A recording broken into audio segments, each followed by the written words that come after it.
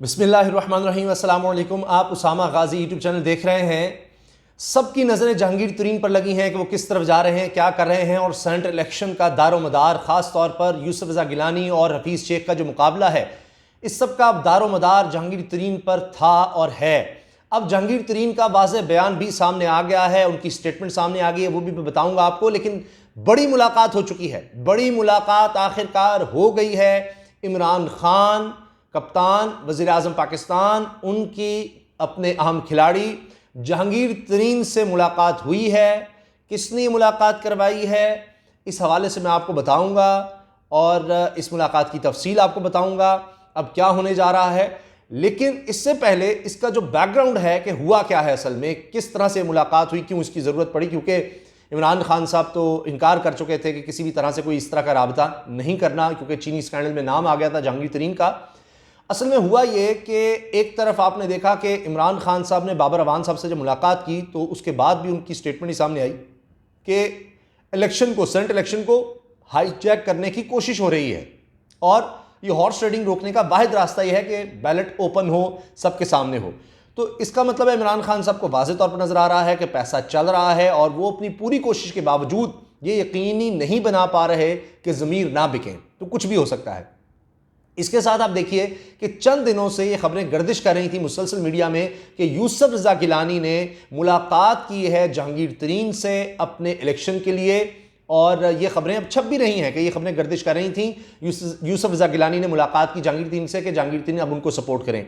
उनके ख़ानदान के लोगों को भी साथ मिलाया है। अभी हालिया जो मुलाकात हुई है, आसिफ अली जरदारी ने यूसुफ रज़ा गिलानी से जो मुलाकात की है, उसमें दीगर अहम लोग भी मौजूद थे। तो उसमें यूसुफ रज़ा गिलानी को यकीन दिलाया है कि पीडीएम पूरी तरह तो आपके साथ है। और आपने देख लिया, मैं कहता था सब मिलकर इलेक्शन लड़ो, तो ज़िमनी इलेक्शन में आपने रिजल्ट देख लिया। यानी डस्का में जिस तरह से हुआ और ख़ासतौर पर नौशहरा में कि पीडीएम सारी जमातें मिलकर तहरीक इंसाफ का मुकाबला किया है तो नौशहरा में जीत सके हैं। तो यही बात जरदारी साहब ने कही है कि यूसुफ रज़ा गिलानी जब चेयरमैन सेनेट बन जाएंगे, अब ये उनके अल्फाज हैं, यूसुफ रज़ा गिलानी चेयरमैन सेनेट बन जाएंगे तो इमरान खान वज़ीर आज़म नहीं रहेंगे। ये आसिफ जरदारी साहब ने कहा है। अब मसला ये है कि एक तरफ है इमरान खान कप्तान और दूसरी तरफ अकेले इमरान खान का मुकाबला, जो पहली दफ़ा वज़ीर आज़म बने हैं, उनका मुकाबला हो रहा है 4 वज़राए आज़म से, यानी 4 साबिक़ वज़राए आज़म और 1 साबिक़ सदर से। और वो पूरी तरह से इस निज़ाम को समझते हैं और इसके अंदर तक सरयत कर चुके हैं उनके ताल्लुकात। कौन कौन? सबसे पहले मियाँ नवाज शरीफ साबिक़ वज़ीर आज़म, वो लगे हुए हैं कप्तान को गिराने के लिए। शाहिद खाकान अब्बासी साबिक़ वज़ीर आज़म, राजा परवेज़ अशरफ साबिक़ वज़ीर आज़म और यूसुफ रज़ा गिलानी, वो तो खुद इलेक्शन लड़ रहे हैं। अब उनके ताल्लुकात हर सतह पर हैं, बहुत से लोगों को उन्होंने नवाजा हुआ है। मखदूम अहमद महमूद भी इसमें थे, साबिक़ गवर्नर हैं, उनका भी ताल्लुक़ बनता है जहांगीर तरीन से, और जीडीए पीर पगारा और उनकी ख़ानदान से भी। तो लिहाजा ऐसे ही जरदारी साहब ये बातें नहीं कर रहे। तो ये सब चीज़ें बड़ी अहम हो गई थी और मुश्किलात बहुत ज़्यादा बढ़ती चली गई। फिर आपने देखा कि पहले हफीज़ शेख ने बात की, और ये तो मानते हैं, हफीज़ शेख भी मानते हैं, जहांगीर तरीन भी मानते हैं, तहरीक इंसाफ भी मानती है कि जी हफीज़ शेख ने राबता किया और सपोर्ट मांगी जहांगीर तरीन से। तो क्या इमरान खान साहब की इजाज़त के बगैर ये मुमकिन है? ये नहीं हो सकता। अब आप देखिए कि जो स्टेटमेंट आई है, ताज़ा स्टेटमेंट जहांगीर तरीन साहब की तरफ से, मैं उनके अल्फाज पढ़कर आपके सामने रख रहा हूं। तहरीक इंसाफ के रहनुमा जहांगीर तरीन का कहना है कि वो कल भी तहरीक इंसाफ के साथ थे और आज भी तहरीक इंसाफ के साथ हैं। ये वाज़े अब आ रही है इस तरह की स्टेटमेंट, वरना काफ़ी अरसे से वो खामोश थे, इस तरह की स्टेटमेंट उन्होंने दी। हाँ, ये ज़रूर कहा कि जी वो कहीं नहीं जा रहे या इस तरह की बात, लेकिन ये बात उन्होंने अब कही है। तहरीक इंसाफ के रहनुमा जहांगीर तरीन ने अपने बयान में कहा कि यूसुफ रज़ा गिलानी से राबते या मुलाकात की खबरें बेबुनियाद हैं। तहरीक इंसाफ के लिए मैंने हमेशा दिलो जान से मेहनत की है और मैं कल भी तहरीक इंसाफ के साथ था, आज भी तहरीक इंसाफ के साथ हूं। अब यूसुफ रज़ा गिलानी इस्लामाबाद से सेनेट की अमूमी नशिस्त पर, यानी जिसको जनरल सीट कहते हैं, उसके लिए पीडीएम के मुश्तरका उम्मीदवार हैं, फजलुर रहमान से मिल चुके हैं। और वहाँ उन्होंने एक बात बड़ी ज़बरदस्त कर दी है यूसुफ रज़ा गिलानी। उन्होंने कहा कि जी इस्टेब्लिशमेंट बिल्कुल गैर जानिबदार है, बिल्कुल गैर जानिबदार है। और ये बात उन्होंने सरबरा पीडीएम के साथ खड़े होकर, फजलुर रहमान के साथ खड़े होकर कह दी है और फजलुर रहमान ने इनको डिज़ाइन नहीं किया। अब जो भी इलेक्शन होंगे तो मानना चाहिए कि जी फौज का इसमें कोई किरदार नहीं है।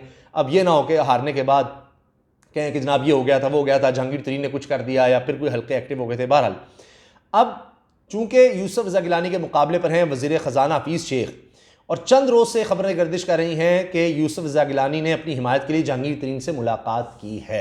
अब हफीज़ शेख साहब का उस तरह पॉलिटिकल क्लाउड तो है नहीं, अगर पॉलिटिकली वो कहीं रहे हैं तो पीपल्स पार्टी के दौर में वज़ीर ख़जाना रहे हैं, तो क्या अब उनका पीपल्स पार्टी से कुछ ताल्लुक़ होगा? तो इसीलिए कभी MQM की तरफ भी जा रहे हैं, वो भी अपनी शराइत मनवा रही है। MQM GDA से मुलाकातें हो रही हैं तहरीक इंसाफ के वक्त की, वो भी हिमायत का यकीन दिला रहे हैं, लेकिन उनकी अपनी शराइत है, हर एक की शराइत माननी पड़ रही है, चाहे वो काफ लीग है, चाहे MQM है, चाहे GDA है। तो उसके बावजूद अगर यकीनी बनाना है तो कोई आदमी तो हो जो किंग मेकर हो। अब असल में हुआ यह था कि आप सबको पता ही है कि चीनी बहरान आया और उसमें फिर नाम आ गया जहांगीर तरीन का। उसके बाद से वज़ीर आज़म और जहांगीर तरीन के दरमियान फासले बहुत बढ़ गए थे, जबकि जहांगीर तरीन ने इस सब का ज़िम्मेदार ठहराया था वज़ीर आज़म के प्रिंसिपल सेक्रेटरी को और कुछ और लोगों को। और फिर बाद में जहांगीर तरीन मुल्क से चले भी गए थे, लेकिन फिर कुछ महीने के बाद वापस भी आए। अच्छा, अब जहांगीर तरीन ने फ़िलहाल वज़ीर आज़म और दीगर हुकूमती रहनुमाओं से फ़ासला इख्तियार किया हुआ है, यानी सामने नहीं मिल रहे, कोई मुलाकातें नहीं कर रहे, कोई उस तरह से बातचीत नहीं है, कुछ एक्टिव नहीं है हुकूमती मामलात में। लेकिन ये बातें गर्दिश में हैं और ये बातें छप रही हैं कि जहांगीर तरीन और वज़ीर आज़म के दरमियान सोशल मीडिया के ज़रिए राबते हैं और जहांगीर तरीन वक्तन फ़वक्तन इन्हें मुआशी हवाले से मशवरे भी देते हैं। अब ये बातें तो आ रही हैं मीडिया में। मैं जो अंदर की खबर आपके लिए लाया हूं वो ये है कि हमारे प्रोग्राम में असद खरल साहब ने, सीनियर सहाफ़ी हैं, उन्होंने ये कहा है कि खबर मैं आपको दे रहा हूं कि तज्जिया नहीं, खबर, कि जहांगीर तरीन की इमरान खान से फाइनली मुलाकात हो गई है। अब ये मुलाकात मुक़्तदर हल्कों, अहम शख्सियात की तरफ से करवाई गई है। शायद इमरान खान साहब को ये बावर करवाया गया, समझाया गया कि ये पॉलिटिक्स है, ये सियासत है और यहाँ पर ख़ानदान और सियासी क्लाउट और जिस तरह से है हुकूमत में ऐसे रहना, कुछ ना कुछ कॉम्प्रोमाइज़ करने पड़ते हैं, आइडियलिस्ट है नहीं काम। तो यहाँ पर जो इलेक्टेबल्स हैं, जिनको जहांगीर तरीन हमेशा कहते हैं जी इलेक्टेबल्स को मैं लेकर आया था, वरना तो उससे पहले 2013 के इलेक्शंस में देखा था कि तहरीक इंसाफ का क्या हाल हुआ था, वरना तो 2011 में जो जलसा किया था इमरान खान ने, ख़ासतौर पर लाहौर का, वो पाकिस्तान की तारीख का एक बहुत बड़ा जलसा था। तो उसके बाद तो लग रहा था कि जंग ये तहरीक इंसाफ मैदान मार, लेकिन 2013 में क्या हुआ। तो इलेक्टेबल्स की सियासत बड़ी अहम है। तो आज भी इमरान खान साहब के करीब तरीन अगर आपको बहुत ज़्यादा लोग नज़र आएंगे तो इलेक्टेबल्स कम नज़र आएंगे, उतने करीब नज़र नहीं आएंगे। मैं मिसाल देता हूँ, आप देख लीजिए उस्मान डार हैं, अगर फ़रूख हबीब आपको नज़र आते हैं, अगर आपको मुराद सईद नज़र आते हैं, अगर आपको इनके साथ साथ मिसाल दे सकते हैं इसके अलावा फैसल जावेद की, सेंटर की, तो ये यानी जो यंग लोग हैं आपको ये मिलेंगे इस तरह के। फिर कुछ ऐसे हैं जो उस तरह से सियासी बैकग्राउंड नहीं है, जिनमें मुशीर नज़र आएंगे, स्पेशल असिस्टेंट नज़र आएंगे। तो इसलिए इलेक्टेबल्स का वो वाला मामला नहीं है। और इलेक्टेबल्स कोई ऐसा शख्स जो बहुत एक्टिव, मसलन असद उमर साहब का आप क्या कहेंगे, वो उस तरह सियासी ख़ानदान या असर रसूख तो नहीं है।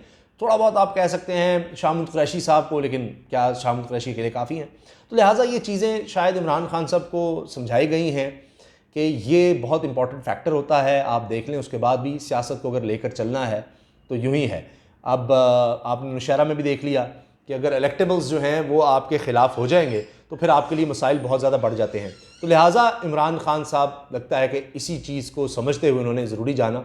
तो अभी इसको खुफिया रखा गया है और बहुत सी चीज़ों को खुफिया रखा गया है, लेकिन हो सकता है कि आने वाले दिनों में ये चीज़ें वाज़ेह हो जाएँ, ख़ास तौर पे तब जब इलेक्शन हो जाएंगे, सेनेट के इलेक्शन, और उसके साथ अगर हफीज़ शेख साहब जीत जाते हैं, क्योंकि अभी तक कॉन्फिडेंस नज़र आ रहा है PDM में और पूरी तरह मुतहरिक हैं, और अब जो फोकस नज़र आ रहा है, कहीं भी ये बात नज़र नहीं आ रही PDM की तरफ से कि जी पैसा नहीं चलना चाहिए, ये पैसा नहीं चलेगा, या ये ज़मीर नहीं बिकने चाहिए, ये नहीं होना चाहिए। उनका इस तरफ फोकस नहीं है।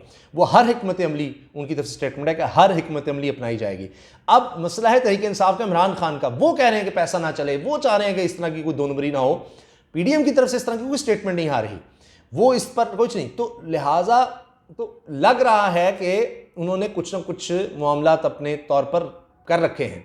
तो अगर फिर भी हफीज शेख साहब जीत जाते हैं, यूसुफ रज़ा गिलानी को शिकस्त हो जाती है, क्योंकि फिर तो पता लग जाएगा कौमी असम्बली में आज भी मेजॉरिटी इमरान खान साहब की बात मान रही है, तो फिर जो जहांगीर तरीन साहब हैं, तो अगर उनका ये जो डिसाइसिव फैक्टर नज़र आ रहा है और वो हफीज शेख को जिताने में कामयाब हो जाते हैं, तो फिर जाहिर है कि हो सकता है कि फिर इसको मंजर आम पर लाया जाए कि जहांगीर तरीन साहब अब दोबारा ही इज़ बैक, जिस तरह टार्जन की वापसी है, इज़ बैक। या ये भी है कि फिर तब तक कि जब तक ये चीनी स्कैंडल जो है ये किसी मंतिक अंजाम तक नहीं पहुंच जाता, कोई वाज़े इस पर कुछ हो नहीं जाता, तब तक इन चीज़ों को सामने न लाया जाए, लेकिन बिहाइंड द सीन्स ही चीज़ें चलती रहें। इजाज़त दीजिए, अल्लाह हाफ़िज़। पाकिस्तान जिंदाबाद।